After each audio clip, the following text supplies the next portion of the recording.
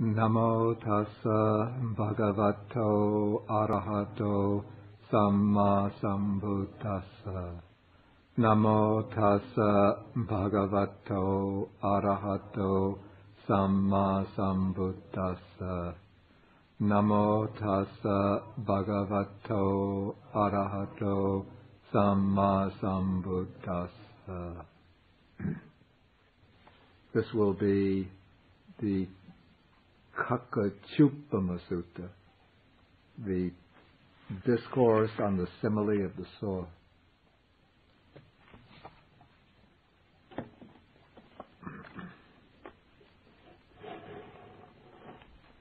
And the theme of this sutta is how to practice patience, especially in the face of attack and criticism by others. Is the recording machine on? They were being okay. I'm accustomed to seeing little tape recorders here. Okay, so this sutta opens because of a specific incident. It said that there are some suttas which the Buddha speaks of on his own initiative without any provocation by others, without any instigation by others. Then there are some suttas which the Buddha speaks because he's asked a question by others. And then there are some suttas which the Buddha delivers in response to a particular incident. And this sutta is one of these, falls in this last category. And the incident is that one particular monk named Mollapoguna had been associating, the text uses the word ativelang, which means, it's translated over much, but it means literally over the boundary, beyond the boundaries.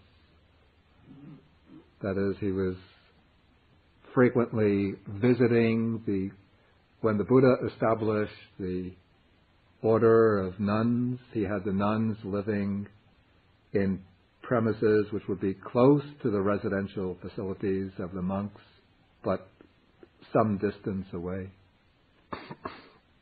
And he didn't want monks to be associating very closely on a very friendly, intimate basis with bhikkhunis, because he knew that if a monk and nun become especially if they're younger, if they associate very closely, then feelings of affection are likely to arise, maybe beginning innocently, as feelings of maybe respect, appreciation of each other's qualities. But given human nature, it doesn't take much for these feelings of affection, respect, appreciation to develop into emotional love. And once they develop into emotional love, then the ability of the monk and the nun to fulfill the spiritual life is compromised. And sometimes it will lead to incidents where a monk and nun together will disrobe and then go off and marry. And so the Buddha laid down quite strict regulations governing the relations between monks and nuns. Generally, when a monk goes to speak to nuns, he is not supposed to go alone, but in the company of another monk, or if another monk is not available, in the company of a layman. But according to the commentary, this monk Mollapoguna was associating with the bhikkhunis for long periods of time. He would go to visit them even after the sun, when he would go to visit them, he would stay with them even after the sun was setting, which was a violation of one of the regulatory rules of the monk's code of discipline.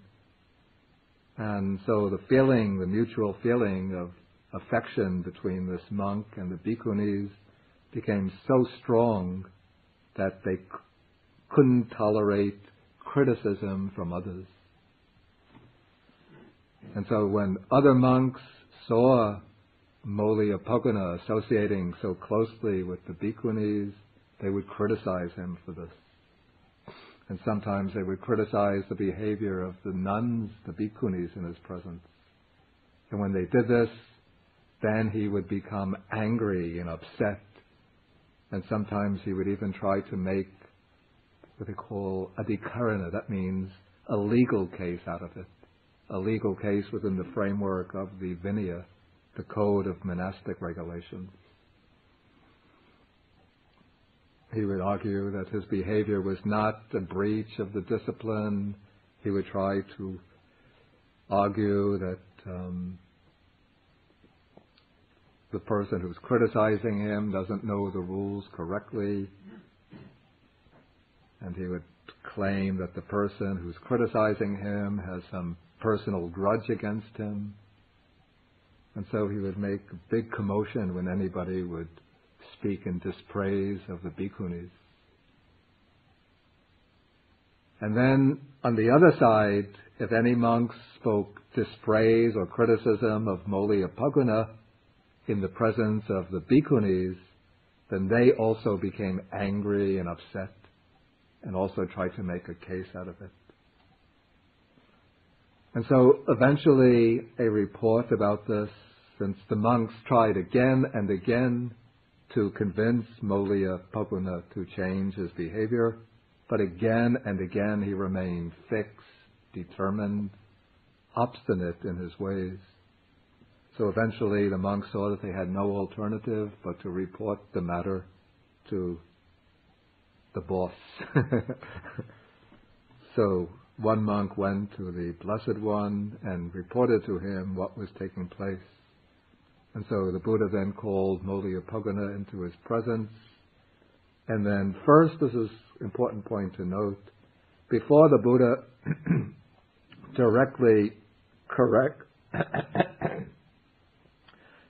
criticizes and corrects Mauliapagana, first he asks him if this report about him is true. So the Buddha follows correct legal precedent, protocol here. He doesn't harangue the monk at once, but he asks him if the criticism that's being voiced about him is correct. And so Mauliapagana has to admit that this is the case. Okay, then the Buddha comes into the main theme of the sutta.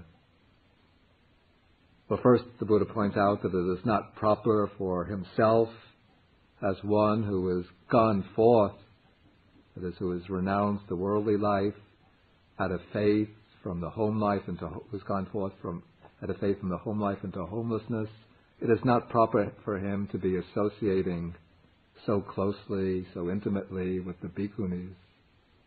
Then he says that if anyone speaks dispraise of those bhikkhunis in your presence, you should abandon any desires and any thoughts based on the household life. This is a kind of coded text, which means that you should give up first any personal affection for the bhikkhunis on a worldly type of affection. One can, of course, and should have affection for them as being sisters in the Dhamma, but one shouldn't have this worldly attachment to them of the type, such a type that when others criticize them, one becomes angry and upset. And then the Buddha gives him the instructions for maintaining patience and equanimity in the face of provocation by others. Okay, the Buddha says, this is how you should train yourself. The Buddha says, this is how you should train yourself. My mind will be unaffected, and I shall utter no evil words. I shall abide compassionate for his welfare, with a mind of loving kindness, without inner hate. That is how you should train yourself. Okay, so this is the method when somebody is criticizing another person you have affection or admiration for, naturally the mind will start to become agitated and upset. One will get angry and will be disposed to speak angry words, to answer back the person who's attacking the third party. But in the first instance, one has to keep control over the mind. And the main instrument for doing this, though it's not mentioned in the sutta, is mindfulness or sati. When the mind starts to become angry, one should be immediately aware that anger has arisen in the mind.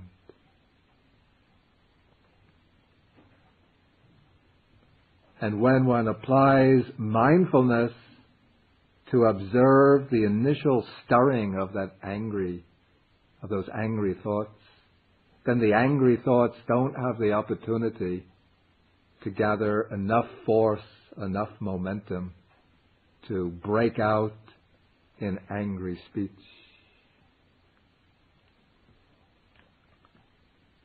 Then, one is using mindfulness to keep watch upon the mind. So though angry thoughts might arise, but one just notes them as angry thoughts, and you can make the mental note, anger has arisen, and one makes a determination, adhitthana, a resolution, even though anger might be present in the mind initially, but I will keep check over my mouth. I will not utter any angry words. This, in a way, the advice of the Buddha is in some respects contradictory to some of the advice of present-day psychological advisors. They say when you feel angry, you should express yourself, get it out of your system. If you keep it bottled up, that's unhealthy, self-destructive. So speak your mind to others, release your anger. But if one does so with an angry mind, then you're just spreading the anger from your own mind to other people. But what the Buddha doesn't advise is suppressing or repressing the anger, forcefully subduing it. But one has to use skillful methods for transforming the anger and weakening its force. But it's most important at the outset not to speak angry words, because if you do so, that will just provoke anger and hostility in the other person. Then that person will be provoked to speak angry words to you, and then the angry exchange will go back and forth, each time becoming more intense, stronger, more vehement, till maybe it will eventually explode in physical violence. So you keep the mind under control, restrain the faculty of speech, then you train the mind to abide compassionate for the welfare of this person, assuming that the person who's speaking critically about the third party is doing so with an unwholesome frame of mind, with a desire to denigrate or disparage the third person. So then you recognize that this person is sowing seeds of suffering for himself or herself. And so you generate a mind of compassion, feelings of compassion for that person. And then you generate a mind of loving kindness. This is metta, the wish for the welfare and happiness of that person. And in any case, you keep the mind free from inner hate. So this is how, the Buddha says, that is how you should train yourself. This is the first instance, is where somebody is speaking dispraise of the bhikkhunis. Now the Buddha goes on to build up the scenario. Somebody is giving the bhikkhunis a blow with his hand, with a clod of earth, with a stick, or even with a knife in your presence, you should abandon any desires and any thoughts based on the household life and so on, and train yourself in the same way. But this, to my mind, it raises a problematic question. Does this mean that the Buddha here is recommending an attitude of complete passivity, a complete pacifism? And if that is the case, it seems almost to lead to a position of irresponsibility. If there are some people who are innocent, harmless people, and somebody comes and tries to harm them, and you are a stronger person capable of stopping them, should one just stay by passively and watch them inflict harm to these people and think the Buddha says I shouldn't do anything to prevent that person from harming these innocent people? Do I just radiate them? Suppose a man comes along with a knife and threatening to stab the bhikkhunis. Do I just stand there passively and think, may this assassin be well and happy, may he be free from suffering?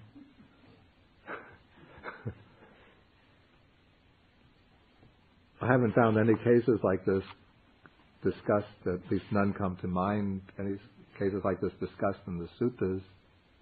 But it seems most Buddhist teachers that I've spoken to or that I've heard discuss an issue like this say that one should act in such a situation, and even act forcefully if necessary, to prevent the aggressor from committing harm to innocent people. If the person is speaking, say, roughly to the innocent people, you could tell him, don't speak like that to these people. Your criticisms are unjust. Or if you want to criticize them, if you have some basis for your criticism, you should speak to them gently and softly and point out their faults with a mind concerned for their welfare.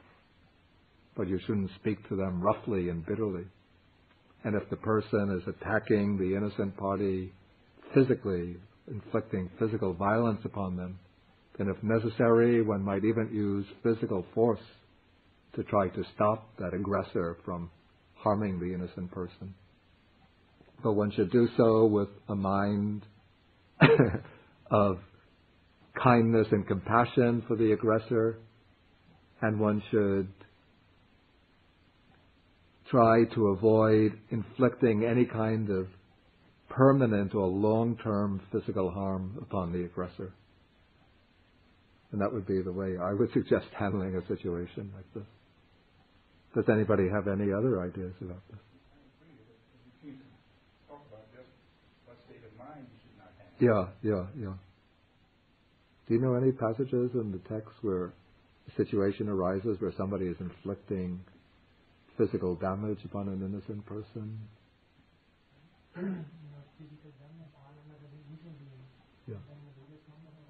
Yeah.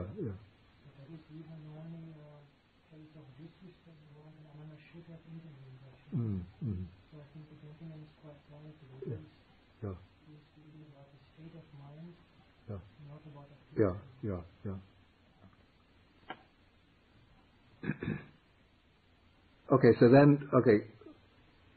in the first part of this teaching, the Buddha deals with the case where somebody is attacking a third party, attacking them either verbally or physically. And now the Buddha directs the line of reflection to the person himself. It says, if anybody speaks dispraise in your presence, I think that means dispraise of you, you should abandon any desires and any thoughts based on the household life. In other words, you should abandon any angry or agitated thoughts that might arise. And you should train in the same way that my mind will be unaffected, I shall utter no evil words. Then if anybody gives you a blow with a hand, with a clod of earth, with a stick or with a knife, again you should train your mind in the same way. Again, this doesn't mean that if somebody is attacking you, that you just passively submit to the attack of others. One should try to avoid the attack if possible by going someplace else.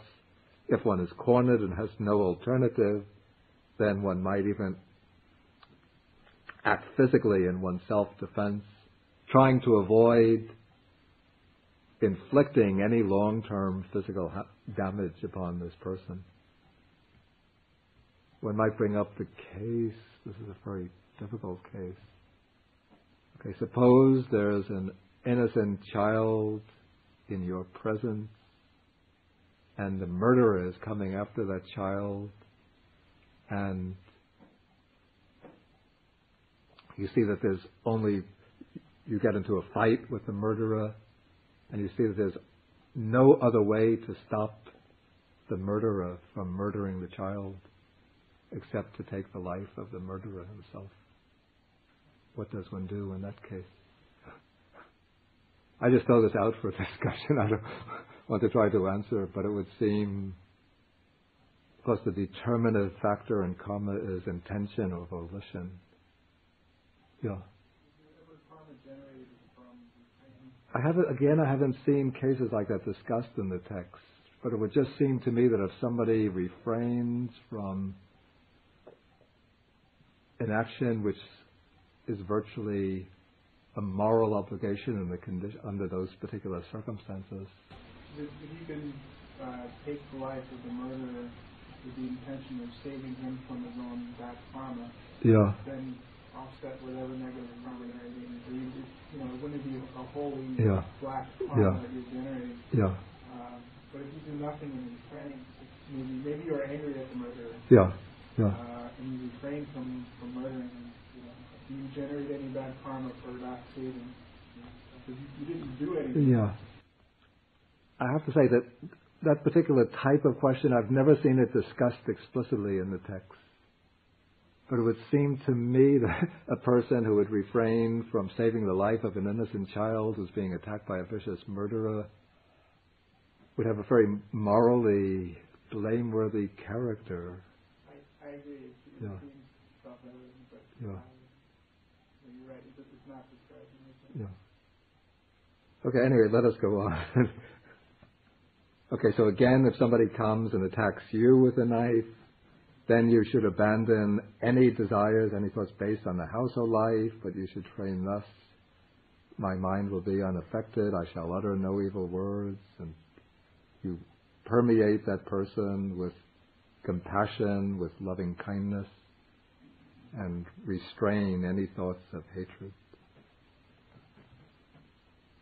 Okay, now the Buddha seems to shift the topic of discussion, but the commentary explains that even though the Buddha had given this advice to Molliapoguna, but Mollia, instead of accepting the Buddha's advice with appreciation and agreeing to comply with it, remained quite obstinate in his determination to continue behaving in the same way. So he wasn't willing to change his behavior and to conform with the Buddha's advice. So now the Buddha refers back in time to an incident when he was able to give the monks just simple advice, and just by giving them that advice, they immediately would comply with it. And so he speaks about a time when the monks satisfied my mind. And I explained to them that I take my food in a single session, just in one meal a day. And by so doing, I am able to maintain good health and to live in comfort. And so now the Buddha is instructing the monks that they too should take their meals at a single session, and they too will enjoy good health and a comfortable abiding. That is, in the early days of the Buddha's ministry, the Buddha had not laid down any regulations fixing the time for the meals. But the Buddha himself made it a practice just to take one meal a day in the forenoon. And I would think that generally those monks who followed the example of the Buddha would also take one meal a day in the forenoon. They would go on their alms round in the morning or after the sun rose, collect enough food to sustain them through the day. Then after that meal, then they would only partake of liquids through the rest of the day. But other monks were free to go on alms rounds several times a day. Whenever they wanted, they could eat in the afternoon, in the evening, at night. But then the Buddha gave this advice that the monks should eat only in a single session. That was his advice. But he didn't make it a rule that monks have to eat only one meal a day. But he laid down a fixed period during which monks should take their food. That is from daybreak up to midday. And then he laid down one of the Vinaya rules that monks should not take solid food after midday. But monks from daybreak to midday, they can take, if they want, 2 meals, or if they prefer, they can take 1 meal. Even if they want, they could take 3 or 4 meals, so it's difficult to fit in more than 2 meals within that period of just 5 hours or so, 5 or 6 hours. Okay, but the Buddha's point here is that when the Buddha, when he gave the monks this advice, he didn't have to keep on insisting that they follow it. But he just gave them one instruction and they immediately complied. And then the Buddha illustrates this, and the Buddha uses the expression, I had only to arouse mindfulness in them. In other words, to make them aware of his intention. And they immediately would comply. And then the Buddha uses a simile to illustrate this. This is like a chariot which is connected with thoroughbred horses. And there's a goad lying ready. Then a skilled driver of chariots comes. He gets into the chariot, picks up the reins in one hand, the goad in the other, and he just gives a little shake on the reins, and the horses immediately start moving. And they'll go in any direction he steers them in.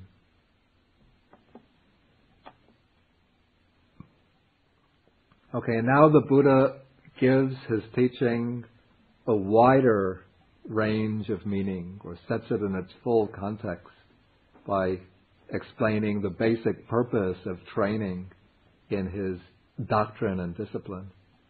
The basic purpose is to abandon unwholesome states and to cultivate wholesome states.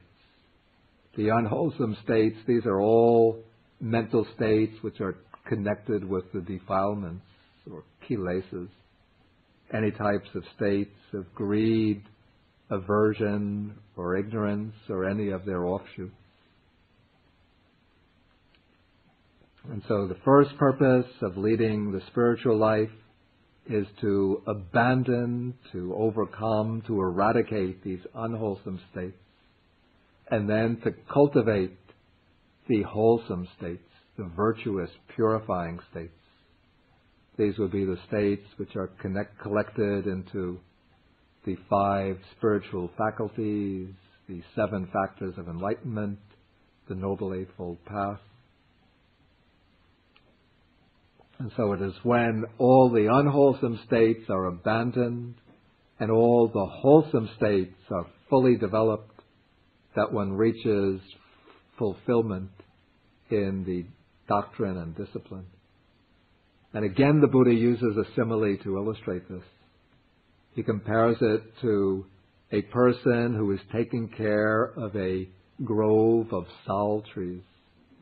Sal trees are trees which grow in South Asia, very big, lofty trees which give out strong branches, and in season they bear very beautiful flowers with a very beautiful scent. And so if this person is cultivating a grove of sal trees, and then the little sal trees are being choked with weeds, the person has to perform two operations.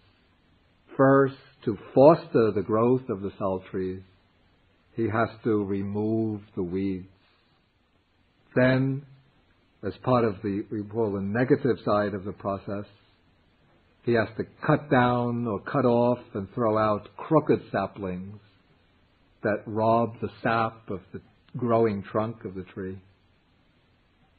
And then he has to clean up the inside of the grove. Then the positive side of the nurturing of the sal grove is to look after the growth of the well-formed saplings, to see that they grow properly, to provide them with fertilizer, with sufficient water. And if he does so, then month after month, year after year, the sala trees will grow up strong and healthy, and will send out their branches and will bear their beautiful flowers. Okay, now the Buddha returns to the theme of patience, and he gives a story to illustrate the importance of eliminating anger not only at the gross surface level of the mind, but also subtle tendencies to anger which might be lurking deep within. He gives a story about a certain lady of good family whose name was Videhika, and she had a reputation for being very gentle, meek, and peaceful. But she had a servant whose name was Kali, who was generally skillful in her work. But Kali wanted to test her mistress to see whether she was really as gentle and meek and peaceful as she was reputed to be. So Kali started to get up later and later each day. And then each time she would wake up late, the mistress would start getting angry with her. And day after day, the mistress, Videhika, would become angrier and angrier until she lost her temper completely and hit the maid with a rolling pin and injured her, cut her head so that she was bleeding. I have to say, I don't want to excuse the mistress from her behavior, but it seems that if the servant is working for the mistress, for her lady, that she shouldn't be waking up late in the day.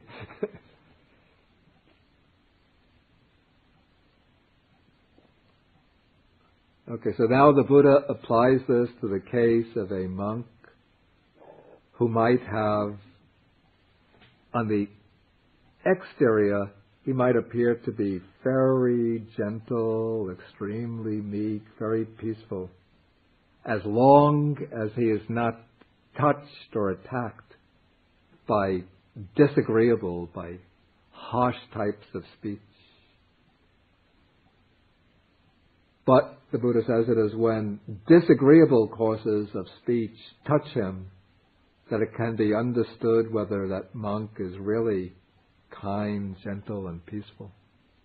And even though the Buddha speaks about this in relation to a monk, but this could be applied to anybody. People can present very serene exteriors as long as they are in command of their life situation. But it is when they meet with affliction, with adversity, that you could see whether they become upset and despondent or not, or able to maintain their equanimity. And it is when people are attacked by others that one could see to what degree they've really mastered the development of patience. So this is why sometimes in Buddhist monastic traditions, skillful teachers will put their pupils deliberately create situations which put them into trouble, into difficulties, to see whether they will be able to maintain equanimity or to maintain or whether they explode with anger and impatience. Sometimes they will criticize them very harshly just to see how they will respond.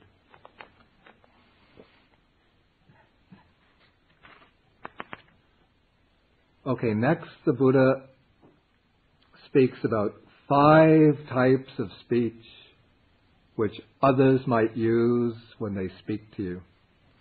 And I classify these 5 according to 5 categories. First, according to the time, the speech might be uttered at the right time or at the wrong time. For example, the right time would be if one wants to criticize a person. One will choose a time when that person is not occupied with some other activity. Or you might choose a time when the person is alone, not in the presence of others, so that you don't embarrass the person. You'll choose a time when the person is in reasonably good health. You wouldn't want to attack a person who's sick, suffering from a lot of pain.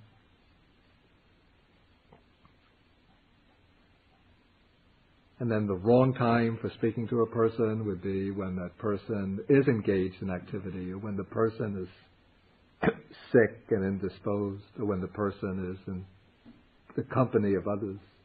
If you come to a person when he's surrounded by his friends, and then you point out that you forgot to sweep the floor this morning, why don't you attend to your duties properly?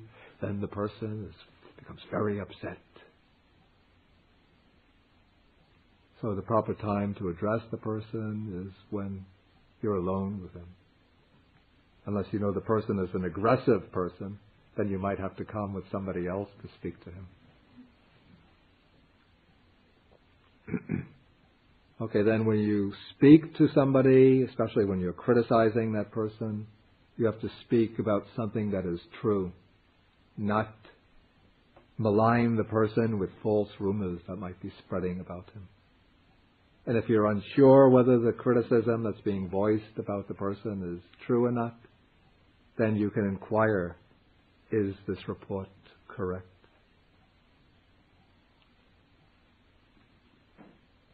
And then this is, third point is important.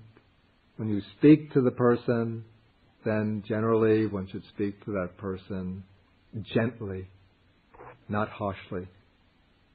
So this doesn't mean the person will always find one's criticism agreeable, likable. In the last class, I spoke about the 5 types of speech that the Buddha uses when addressing others. And sometimes when the Buddha speaks to his disciples or even to other people, he'll use speech which is disagreeable to them, which disturbs them, which they find afflictive. But the Buddha doesn't, when he speaks, he doesn't speak harshly to them. He could speak sternly and strictly, but his words are always uttered gently.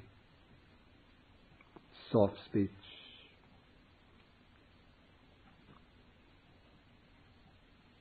Okay, then when one speaks to others, one's speech has an underlying motive or purpose. This purpose can be either to benefit others, to help them, or to hurt them and harm them.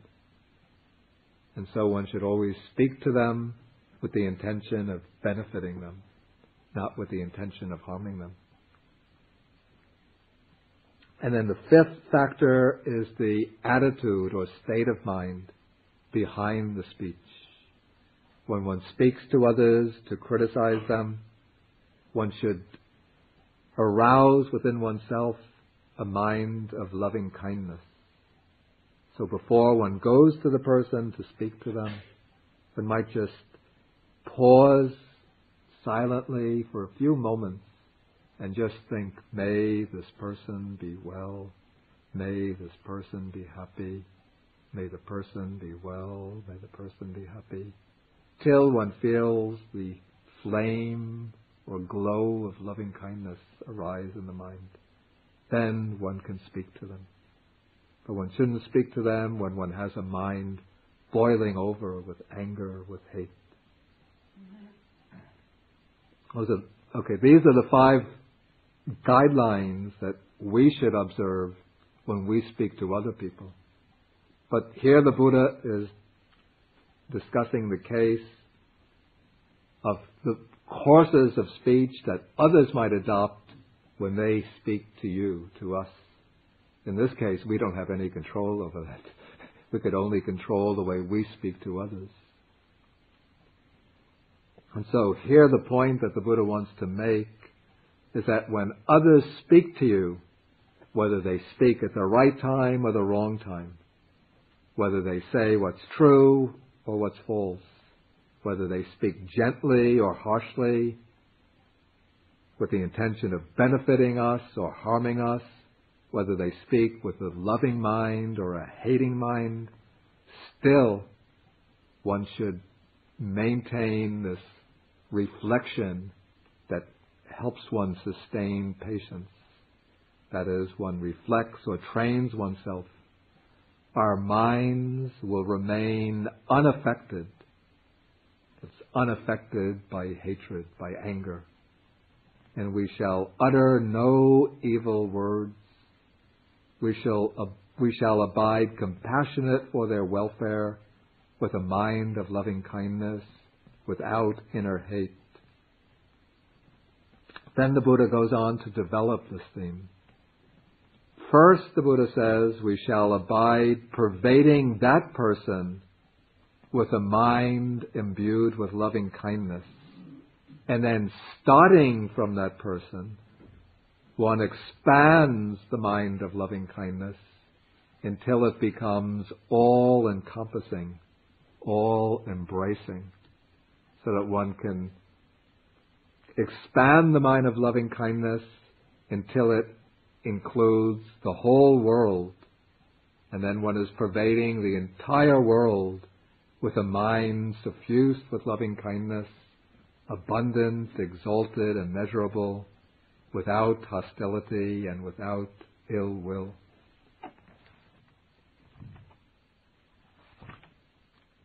Yeah, the Pali Tadarambanang.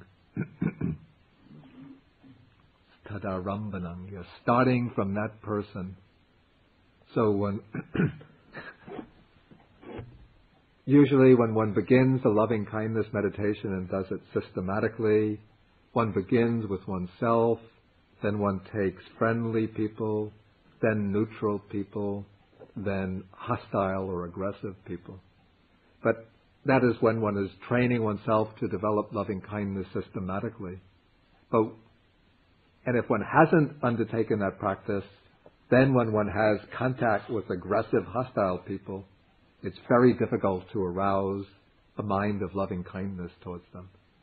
But if one has familiarized the mind or habituated the mind to the meditation on loving kindness, then when one meets an aggressive, hostile person, then one has a kind of bank reserve, a bank account of loving kindness to draw upon. So in your imagination, you've already practiced developing loving kindness towards a hostile person, even if you haven't met such a person before, but you create, as part of the meditation, imaginative situations where somebody is attacking you, speaking harshly and roughly or abusively to you. Then you practice developing loving kindness towards the person in that situation. Or else you might have actually, everybody has encountered situations where somebody is being aggressive and hostile to you. So then you practice developing loving kindness towards the hostile person in the meditative situation. And then this builds up a certain force or momentum of loving kindness that you can draw upon for unexpected situations you encounter in everyday life. So now when you meet a really hostile, vicious, aggressive person, and that person starts speaking roughly to you, or attacking you violently, even physically, then you can build up, you revert to your mind of loving kindness, draw upon that inner reserve of metta, of loving kindness, and direct the loving kindness towards that aggressive person. And then you expand that loving kindness Now, the most difficult individual person to develop loving kindness towards is the hostile one. So when you bring up the loving kindness and focus it on the hostile person, assuming that person isn't physically tormenting you so that you don't even have the leisure to develop your meditative reflection. Okay, so then you build up the loving kindness towards the hostile person, then you start expanding it towards all beings in general, till you can radiate the loving kindness throughout the whole world and suffuse the whole world with loving kindness. In this way, you could even transform the person who is attacking you. I remember a long time ago I read, it was an autobiographical sketch of an Italian monk from many, many years ago. His name was Venerable Lokanatha. He was quite an extraordinary monk who would undertake some very daring feats. I think this must have been in the 1940s, even earlier. He was walking from Europe to India, or from India to Europe. I don't remember which direction. With just his alms bowl, subsisting on alms round. And when he passed through some Middle Eastern country, I think it was Turkey or Iran, one of these countries, a group of thugs captured him and they wanted to rob him, but he didn't have any money. And they kept on demanding, "Give us your money, we know you have money. Give us, where are you hiding it?" And he said, "I don't have any money." And then they said, "Well then, if you're not going to give us any money, we're going to kill you." And he said, it just occurred to me, I don't know what language he was communicating with them. But then, anyway, he said, "If you're going to kill me, that's okay. But before you do so, I'm a religious person. I am a monk. Please give me a few moments, 10 minutes, just to say my final prayers." He spoke in terms that they would understand. And so even though they were very vicious people, but still they had enough sympathy to agree to give him 10 minutes to say his final prayers. And so what he did was to go into the meditation on loving kindness and radiate the loving kindness towards these potential murderers. And just while he sat there radiating the loving kindness towards them, they were just waiting, when is he going to get his prayers over? When are they going to get his prayers over? But somehow the force of this Venerable's mind was so strong that the murderers started to soften. Their hearts melted. And when the 10 minutes were up, and Venerable Lokanatha turned to them and said, "I've finished my prayers, do what you want." They said, "Oh, we can't murder you. Please, you are a religious man, please continue with your journey."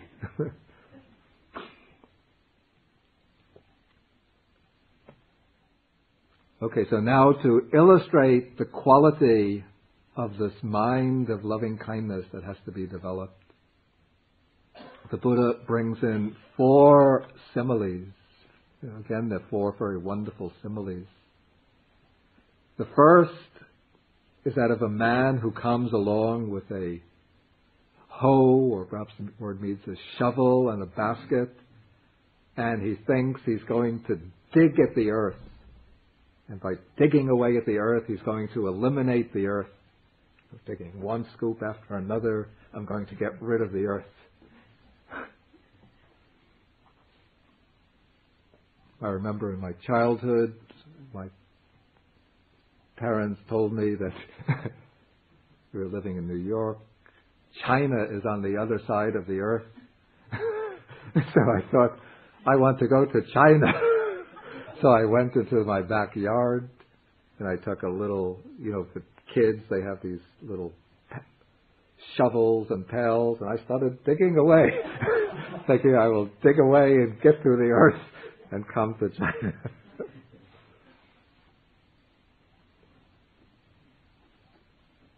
Took me about 50 years to get there, not by digging, but by going through the rest of my life till last September, October, we wound up in China. Okay, so the man comes thinking, I'm going to remove the earth by digging. And so no matter how hard the man might work at digging away the earth, all he gets is fatigue and weariness and disappointment. And the reason is because the earth is deep and immense. It is not easy to remove it. It's not really possible to remove it by digging it away. And so this is the quality of loving kindness that one should develop with one's mind. One should develop a mind which is as vast and as deep and immense in loving kindness as the earth. So if somebody comes and attacks one with angry words, with vindictive speech, with physical violence, one's mind is no more disturbed, no more perturbed. Then the earth can be removed by digging it away with a shovel. The second simile is that of a man who comes along with some buckets of different colored paint and a paintbrush and thinks, I will draw pictures on empty space. And so he takes his brush, puts it into the bucket of the red paint, starts painting. Maybe I will paint a landscape. He starts painting the ground. Then he goes for the green paint, thinks I'll paint some grass. Takes some blue paint, I'll paint the sky. Goes for the white paint, I'll paint some clouds. Goes for other colored paint, paint some figures in the picture. But all the time he's drawing this picture not on a canvas, not on a wall, but just on space. And so will that man be able to make pictures appear on space? And of course the monks say, no. And the reason is because empty space is formless. And the Pali word here, it's an interesting word, anidasana, that it doesn't manifest anything. It's not a suitable vehicle or surface for manifesting pictures. And so again, the man who comes to paint pictures in empty space only becomes weary and fatigued and disappointed. So in the same way, when other people come and attack a person who has developed a mind of boundless loving kindness, though they speak bitter words, but there are no ripples of anger in the mind of the loving person. Though they speak angry words, again, no ripples and waves of anger. Though they speak cruel words, no ripples or waves of resentment appear. The mind just remains even, calm, poised, and bright and radiant with loving kindness. Okay, then the third simile. A man comes with a blazing torch and he approaches the river Ganges and thinks he's going to evaporate the river Ganges, to burn it up, to make it disappear with the fire from this blazing torch. And so he comes to the river Ganges, he holds the torch over the water of the river, thinking, evaporate river Ganges, disappear river Ganges. Then he might even thrust the torch into the river, thinking, this way I'll make it disappear. But his torch goes out.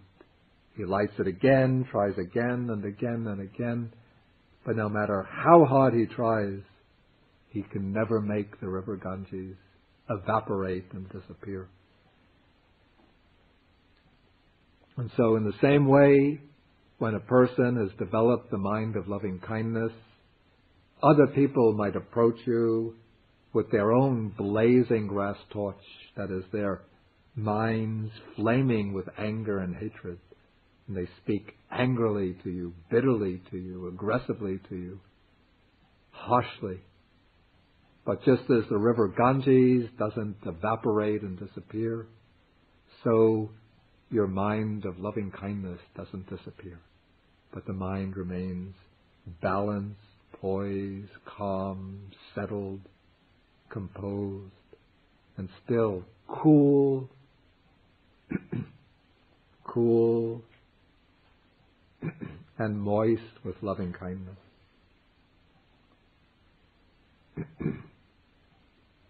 The fourth simile, I have to say, I can't form a very clear picture of it, but I just will read it. There's something called a catskin bag. That's the way this term is translated. And it's been processed in such a way that it's incapable of giving out any sound. And then a man comes with a stick or with a potsherd and rubs it, and thinking, I'm going to make this catskin bag give off a sound. And he tries, he rubs it, but it doesn't give off any rustling and crackling. In a similar way, when others come and then attack the person with a mind of loving kindness, his mind doesn't give off any crackling or rustling of thoughts of anger and hatred. Okay, so then now in the final part of the sutta, the Buddha takes what we might call the most extreme case. This is the famous simile of the two-handled saw, the simile that gives the sutta its name. Okay. If one is, say, traveling through a forest, this is actually the case almost that this Venerable Lokanatha encountered, and then bandits capture you, and they tie you up, and they start to cut you up, to sever you limb by limb with a two-handled saw. Two-handled saw, there's one handle here, another handle there. One person holds one handle, the other holds the other, and they have your limbs stretched out, your arms stretched like this. They take the right arm, start sawing away till that comes off. Then they turn to the left arm, start sawing till that comes off, sawing away the legs. So this would be almost the most extreme type of torment conceivable. At least one of the most extreme types conceivable.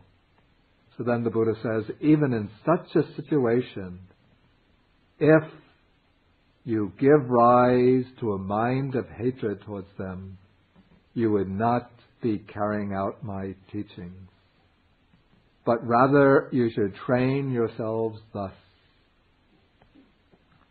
Our minds will remain unaffected.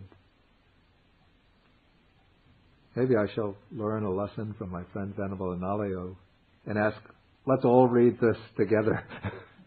Then it will make a stronger impression on your mind. Okay. 1, 2, 3.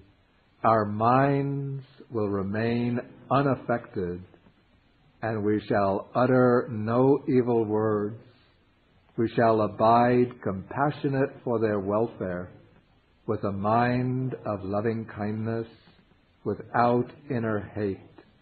We shall abide pervading them with a mind imbued with loving kindness, and starting with them, we shall abide pervading the all-encompassing world with a mind imbued with loving kindness, abundant, exalted, immeasurable, without hostility and without ill will. That is how you should train. Okay, then the Buddha concludes by saying that if you keep this advice on the simile of the saw constantly in mind, do you see any course of speech, trivial or gross, that you could not endure? And the monks say, no, Venerable Sir. And so the Buddha says, therefore you should keep this advice on the simile of the saw constantly in mind, and that will lead to your welfare and happiness for a long time.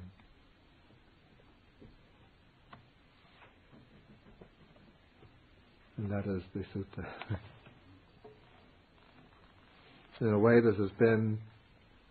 this advice of the Buddha has been a guideline for Buddhists through the centuries. So when Buddhists on different periods have been persecuted by followers, say, of other religions,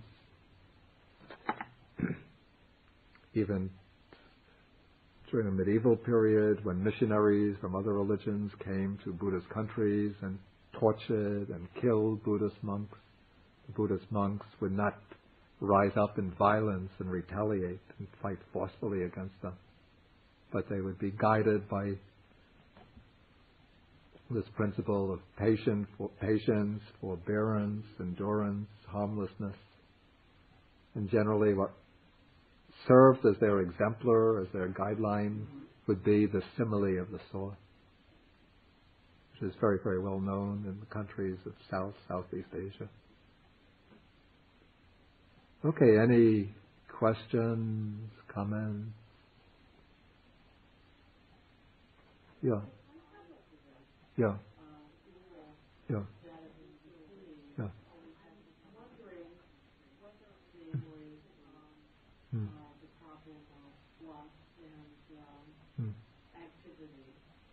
Oh, you mean homosexual activity? I don't recall any passages which address that problem specifically, except that within the Vinaya, the Vinaya Pitaka, it discusses it's called the first Parajika offense, is the offense, the first type of offense leading to expulsion from the order. And that is Metunadhamma, sexual relationship. And cases are reported in that part of Vinaya of a monk who has sexual relations with women, and that is the initial case which induces the Buddha to lay down this rule of discipline.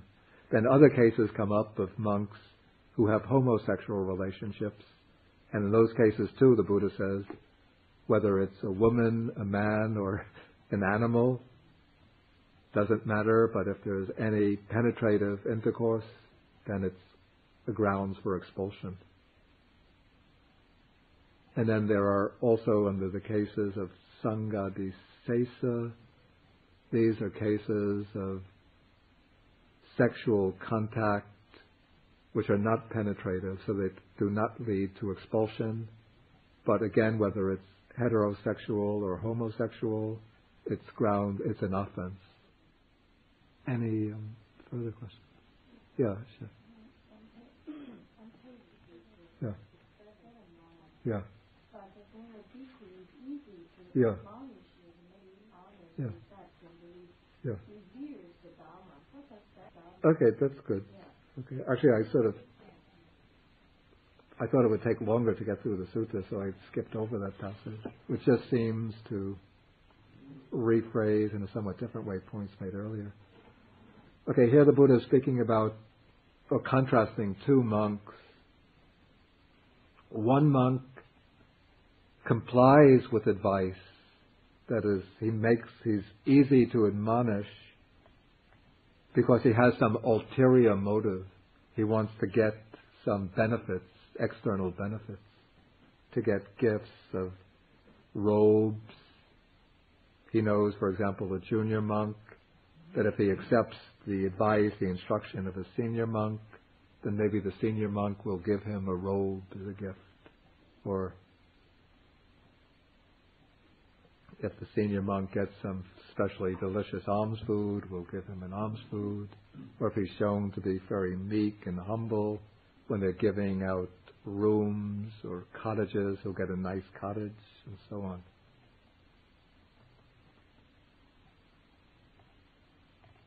But the Buddha says that this is not the real way to be compliant and easy to admonish, easy to instruct. Because when such a monk doesn't get the rewards that he expects, then he becomes rebellious and obstinate and self-willed, recalcitrant, and doesn't accept advice. Sometimes such a monk becomes arrogant and overbearing. But the Buddha says that the true way that a monk should behave is that he should make himself easy to admonish, easy to instruct, because he honors, respects, and reveres the Dhamma. That is, because he understands that the instructions given to him are in accordance with the Dharma, with the Buddha's teaching, and that they will lead to his spiritual growth, to his growth in wholesome qualities. And so he sees that to comply with this advice will be beneficial to himself.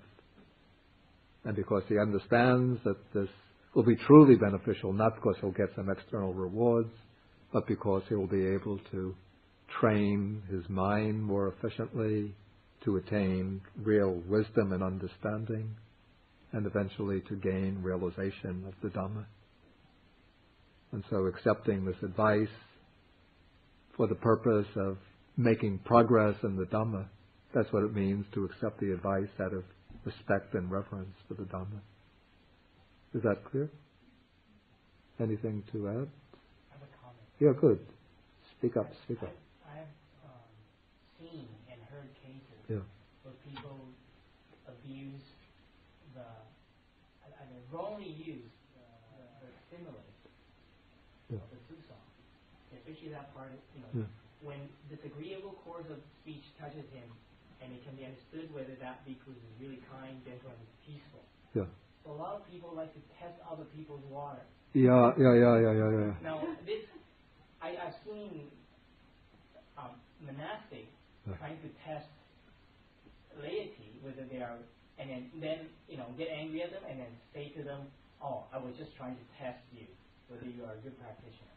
And I've seen laity try to test monastics. I would see that as an abuse of, misunderstanding what, this. Yeah, I think one has to apply that very, very cautiously. Yeah, many people like to use the calling it an expedient. Yeah. And then when I think of the word expedient means, sometimes I think about the koan of the Zen masters trying to test their students. Yeah. But the interesting thing, that's my feeling, is that out of the 2,000 students that study with that teacher, probably only one gets some kind of realization. Yeah. The other 999 are probably angry inside. That's the comment I have. Yeah, I think using this, like testing other people, it should be done, I think, only by a really accomplished master who's mastered his own mind pretty well, very well. Otherwise it could become very dangerous. One could arrogate to oneself the privilege of the thought that one is an accomplished master, and one goes around testing others, provoking others, and you just get into quarrels and conflicts with them. You hurt their feelings. I don't know if the idea of testing others is really there. I don't think the Buddha. Yeah. I think life is giving us enough trouble as such. Yeah, that is so. Yeah. That the teacher should be the compassionate. Yeah. I think this idea of teachers testing the students by putting into more modern kind of thing. Modern from the perspective of the Buddha. Yeah. Possibly so. And that's how a lot of quote spiritual teachers come to abuse. Yeah. And people come to believe that that's an acceptable means, a way of teaching. But in fact, it isn't. We see it in the suttas, and never tells you that to speak harshly is so that to push someone on the path. Yeah. I know I've heard stories about some of the achans, the masters of northeast Thailand, who sometimes speak it seems quite roughly to their pupils as a way of sometimes testing them, or at least the ostensible purpose is to help them to develop patience. I remember my first Buddhist teacher sometimes used to go and drink beer and say that this is his way of testing my patience. and I thought I would test his patience. Sometimes like going and hiding his fear. But he got angry at me.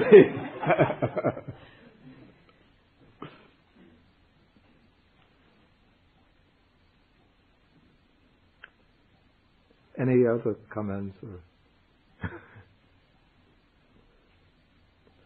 Okay, then we will stop for the evening. And next week we come to a new section.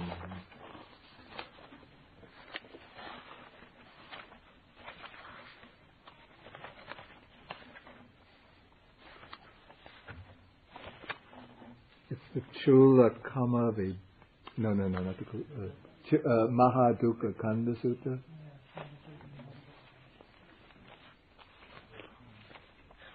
I can't find my...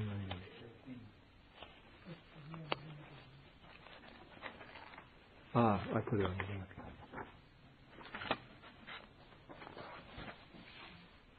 Don't be frightened, by the way, by the title of this section.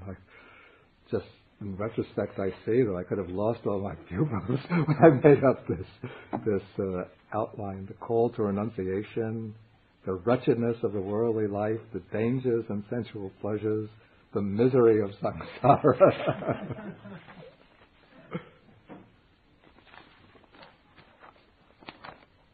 There'll still be a fair number of jokes and many beautiful illuminating similes from the sutta. So please come. Does everybody have that sharing of merit sheet? Everybody has it. Let me see that I make sure we get the right sheet. Okay, so we share the merits in closing.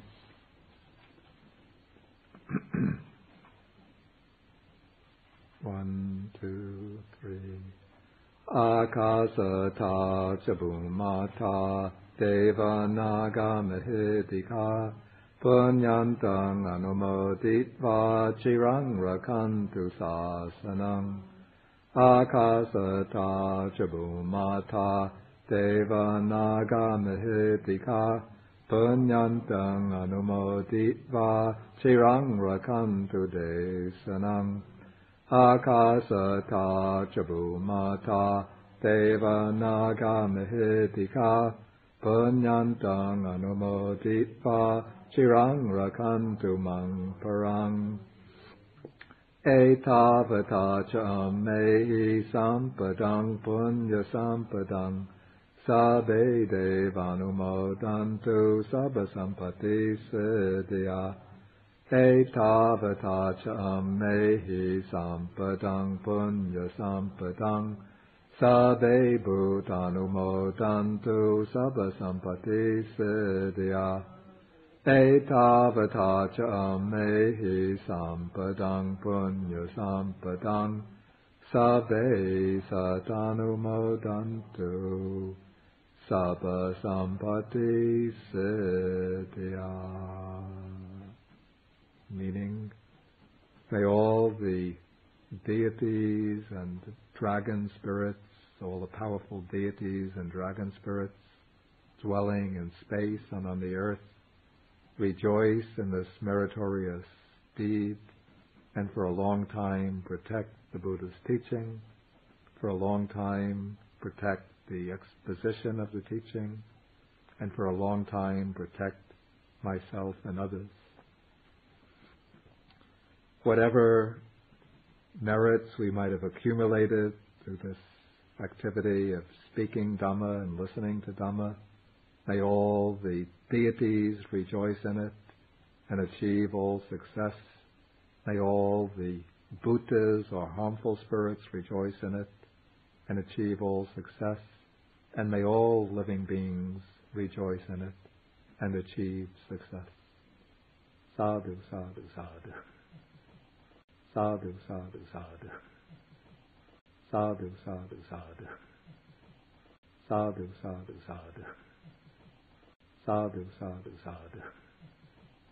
Sadhu, sadhu, sadhu. Sadhu, sadhu, sadhu.